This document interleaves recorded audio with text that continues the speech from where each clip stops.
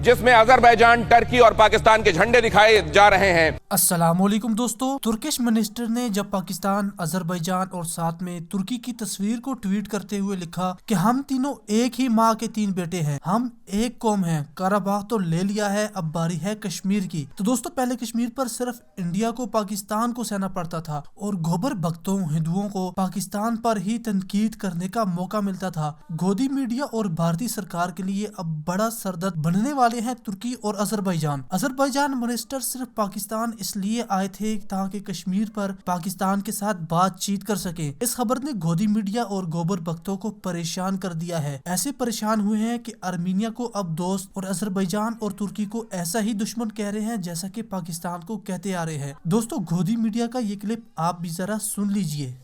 एक बार फिर से खुद को दुनिया का खलीफा बनाने के लिए रेसेप तैयप एर्दोगन फिर से उस षड्यंत्र को जो पाकिस्तान की तरफ से रचा जा रहा है उसको और हवा देने में जुटा हुआ है। क्यों और कैसे पता चल रहा है, देखिए नसीब हाजिंस्की का ये ट्वीट देखिए, जिसमें अजरबैजान, टर्की और पाकिस्तान के झंडे दिखाए जा रहे हैं। यह बताया जा रहा है कि हम तो एक ही कोख से पैदा हुए देश हैं। हम बेशक अलग अलग कंट्रीज हों, लेकिन हम एक नेशन हैं। देखिए क्या कहा गया है, after Karabakh our next target is Kashmir, Turkey, Azerbaijan and Pakistan, 3 countries but 1 nation. इससे आप अंदाजा लगा सकते हैं कि यह षड्यंत्र कितना गहरा है और असल में नागोर्नो काराबाग के बाद किस जगह पर निगाहें हैं। कश्मीर में गड़बड़ियां फैलाना चाहा जा रहा है और कश्मीर में गड़बड़ियां फैलाने के लिए उनको ही डाइवर्ट किया जाएगा जिन्हें अभी अजरबैजान की तरफ से लड़ाई लड़ने के लिए भेजा गया है।